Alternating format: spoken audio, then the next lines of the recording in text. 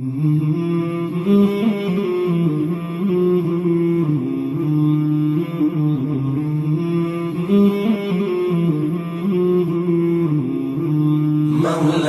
صل وسلم دائما أبدا على حبيبك خير الخلق كلهم.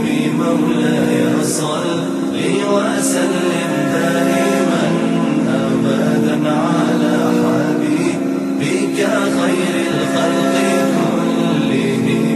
محمد سيد الكونين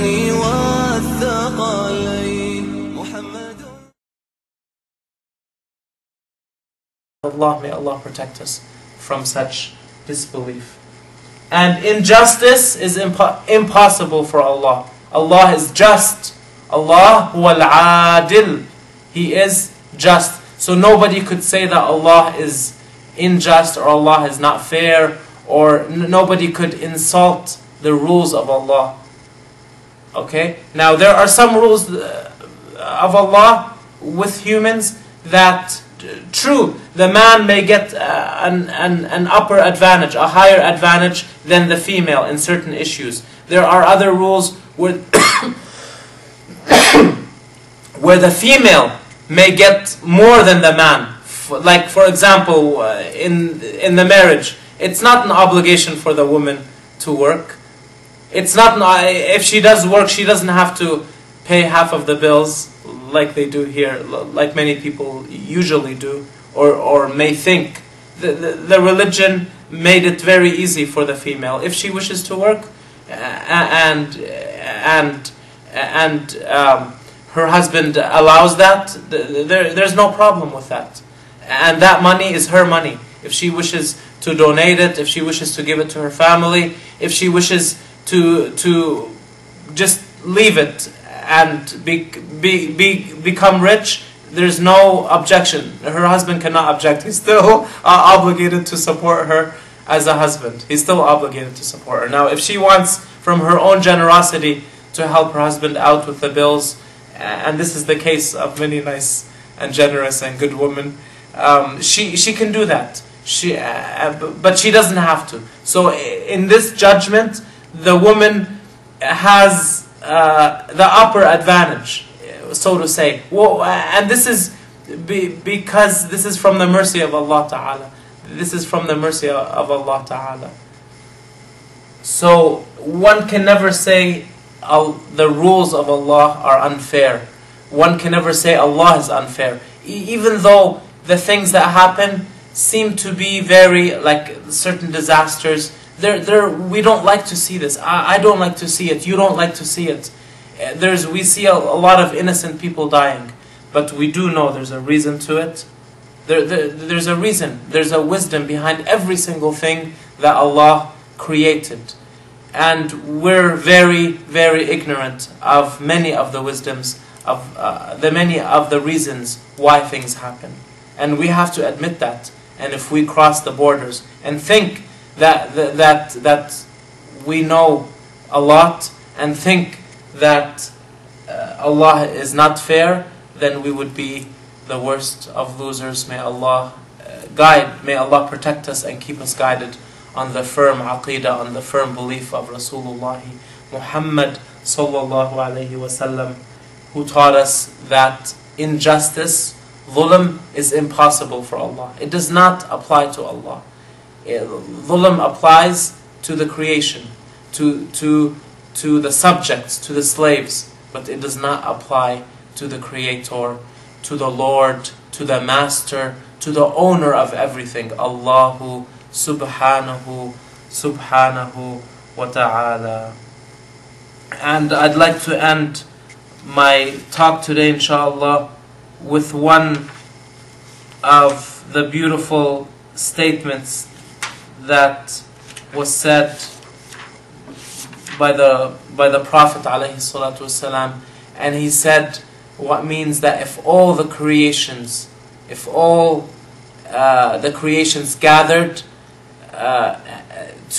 with the intention to harm you, and Allah did not will for you to be harmed, you would not be harmed. And if all the creation gathered to help you in a benefit, and Allah did not will for that benefit to reach you, it would not reach you. And it was narrated that Imam Ali radiallahu anhu and many other famous companions of the Prophet alayhi wa ala alihi salatu wassalam said, ما أصابك لم يكن ليخطئك وما أخطأك لم يكن ليصيبك, which means that which reached you was never meant to miss you, and that which missed you, which didn't happen to you, was never meant to happen to you. And this brings us back to the reality, and what it all boils down to is what the Prophet ﷺ taught his daughter Aisha, and what we know as Muslims: ما شاء الله كان وما لم يشأ لم يكن. And this means that whatever Allah eternally will to be, it shall be, with no delay or with no change. And whatever Allah did not will to be eternally, it shall not be, with no change. The will of Allah does not change. Change, development, is an attribute of the creation. The will of Allah does not change.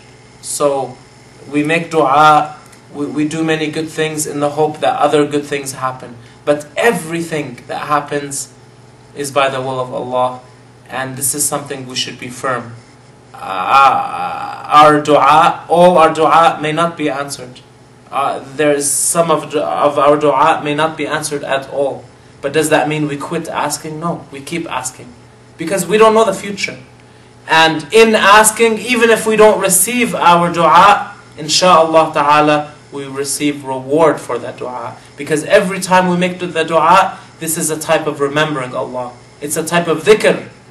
It's a type of dhikr that helps us remember Allah ta'ala, that Allah ta'ala is the creator, Allah ta'ala is the one who has power, Allah ta'ala is the one, is the most powerful. You know about Zakaria, the father of Yahya alayhi salam, Prophet Zakaria. He was a very old man, and he said, Rabbi la tadharni farda wa anta khayrul warithin. And he asked Allah not to leave him alone, or not to leave him alone without having children. And he wanted his children to continue on the legacy of goodness.